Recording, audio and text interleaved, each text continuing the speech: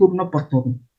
Aquí es cómo va a quedar conectado o cómo queda conectado esta parte de los sensores y cómo queda. Este es el catéter que les decía que puede ser yugular, subclavio, que vamos a tener que se inyecta la temperatura por la parte distal. Aquí está precisamente el termistor, ahorita lo vamos a ver más de frente. Se inyecta el termistor, se inyecta, este es el otro catéter de la femoral. Estos son los dispositivos que tenemos nosotros. Tenemos un sensor de balón, tenemos un catéter de arteria femoral, tenemos una llave que conecta al catéter de oximetría. Aquí está. Tenemos el catéter, ya sea subclavio, tenemos un domo de presión de presión para monitorear la PVC, acá. Ahorita lo vamos a ver más los compartimentos para que nos dice que igual pasa y nos dice cómo va a medir el sistema o las presiones de la aurícula derecha, izquierda, nos va a decir el agua pulmonar extravascular, el volumen de sangre pulmonar, nos va a dar las mediciones del ventrículo derecho y el funcionamiento del ventrículo izquierdo. Aquí tenemos el monitor, el presurizador. Aquí aparecen todos nuestros elementos de nuestra evaluación dinámica y estática que tenemos con el paciente. Aquí constantemente va a estar esta pantalla. Y aquí para que lo vean, estos son el catéter que va femoralmente. Este es el material que se utiliza para la instalación y aquí está el transductor.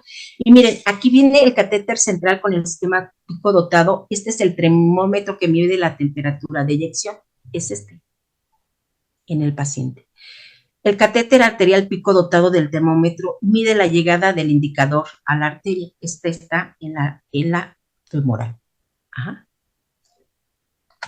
Ok, esta es la ecuación modificada de Stark-Hamilton. Y aquí, ¿qué nos dice esta ecuación? Bueno, esta ecuación, como yo les decía, es el gasto cardíaco es igual a la diferencia de la temperatura por el volumen infundido, por una constante, esta la K sería nuestra constante, entre el área baja, la curva de la termodilución.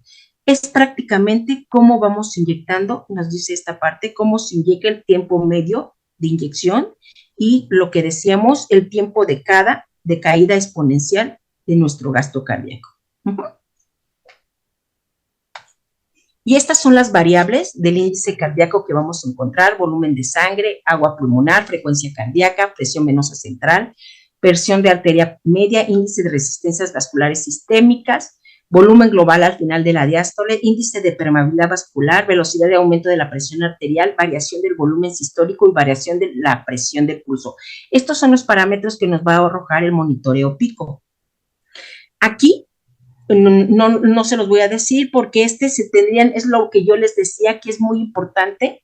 Cada uno nos va a decir cómo está trabajando o qué significa cada una del volumen térmico y tratoróstico total y nos dice la fórmula por medio de cómo lo podemos sacar. Nos dice también el volumen térmico pulmonar y nos arroja cómo se puede calcular por medio de esta fórmula, el volumen global al final de la diástole y nos dice la fórmula, el volumen de sangre torácico y también nos dice la fórmula, el agua pulmonar y también nos dice la fórmula, el índice de función cardíaca y nos dice la fórmula y el gasto cardíaco, ¿no? Todo esto te lo da el monitoreo pico. ¿Qué nos va a decir o qué nos dice el monitoreo pico para la interpretación de los datos obtenidos? Que los parámetros que informan de la precarga, vamos a tener el volumen global final a la diástole, volumen de sangre intratorácica, variación del volumen sistólico y variación de la presión pulmonar.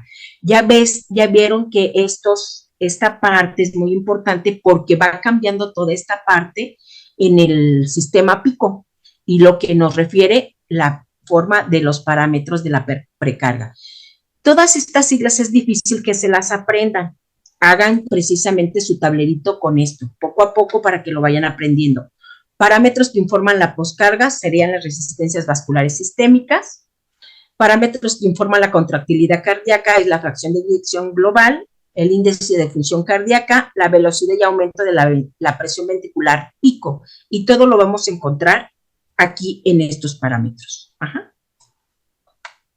Parámetros que nos van a informar el exceso de agua pulmonar, el posible origen del mismo, que nos pueden decir por qué razón el paciente tiene agua a nivel pulmonar, puede ser por un edema agudo pulmonar, y nos va a decir el índice de permeabilidad pulmonar vascular. Ajá.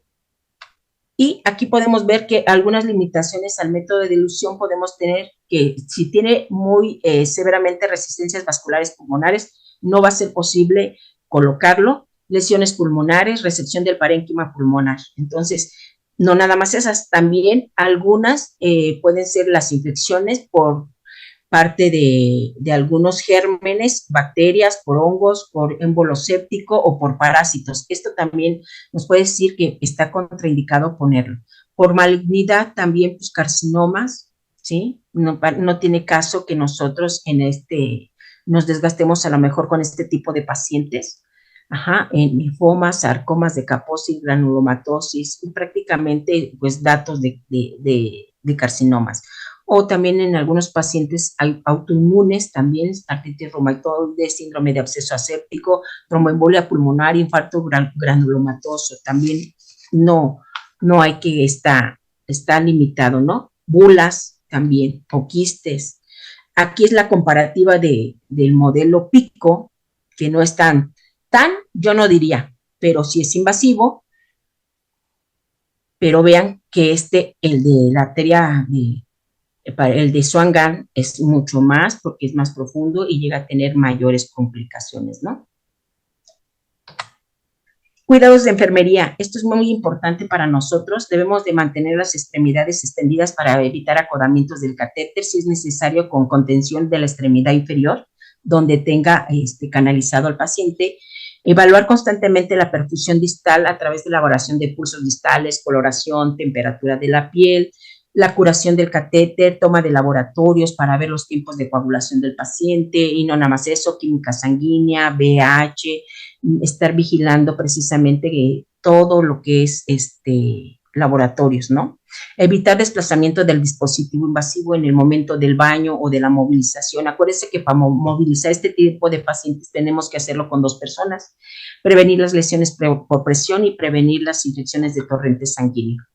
No nos da mucho tiempo, pero les voy a dejar en la presentación para que ustedes puedan ver cómo se prepara el purgado y el sistema de infusión y el sistema de conexión del catéter.